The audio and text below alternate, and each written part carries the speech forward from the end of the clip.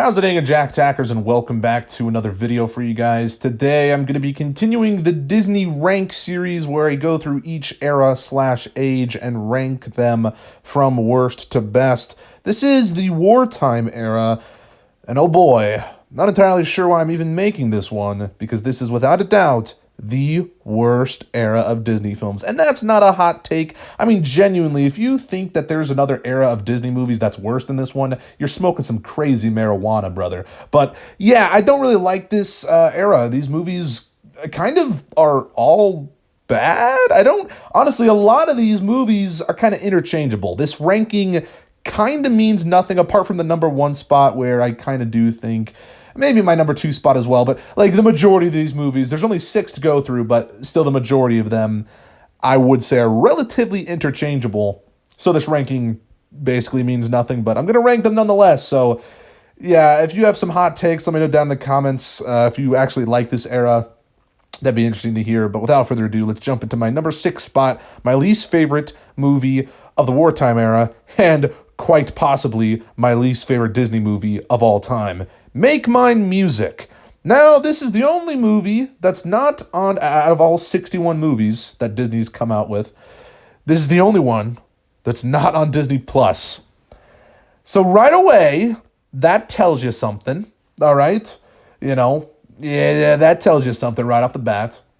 Now, I'm not going to get into all the reasons why it was probably removed, but it's not on Disney Plus. The reason I hate it is that, well, simply it's just forgettable. This is the one with Willie the Whale. Okay, it's a little too weird.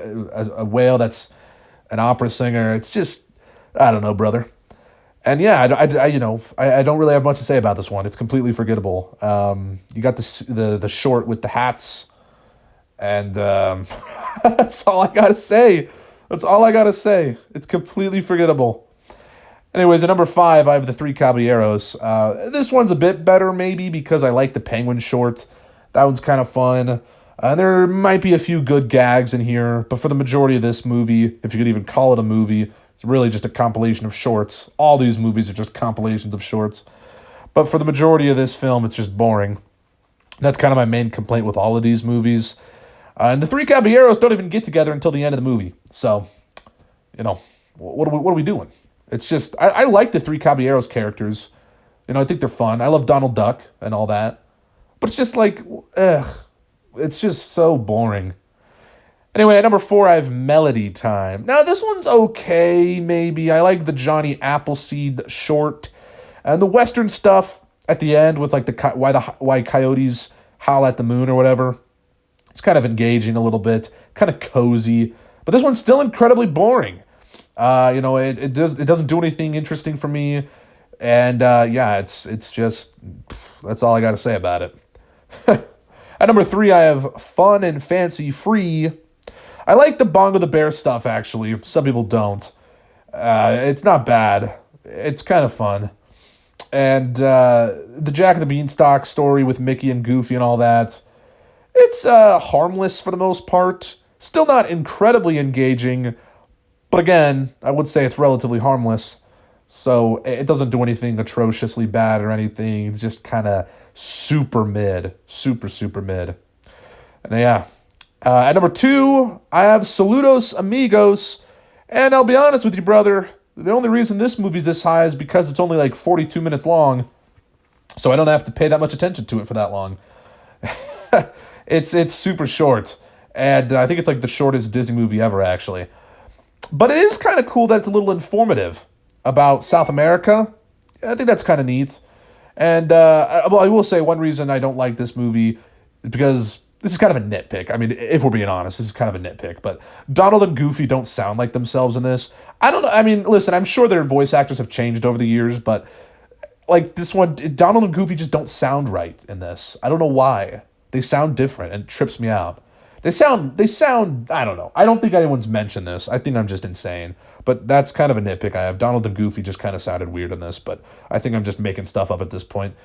But yeah, Saludos Amigos, it's actually not horrible because of the runtime, so there you go. It's at number 2. But number 1, I can confidently say this is the best wartime era film. It's The Adventures of Ichabod and Mr. Toad. And there's only 2 shorts in this. I believe Fun and Fancy Free might have been technically 2 shorts back to back as well, but this one's only 2 stories, thankfully. It's not a bunch of compilations of shorts. This is just Mr. Toad and the Sleepy Hollow short with the Headless Horseman and stuff like that. And a lot of people claim that the Headless Horseman scene at the end makes that short, this is the Sleepy Hollow short. Don't know why I'm saying short so many times. They claim that that part of the movie is better than the Mr. Toad stuff. I completely disagree. Listen, the Headless Horseman scene at the end is pretty exciting and interesting and really entertaining, I'll tell you that much. That's like for 5 minutes. I like the Mr. Toad stuff more, mainly because I love the Disney ride so much, the Disneyland ride.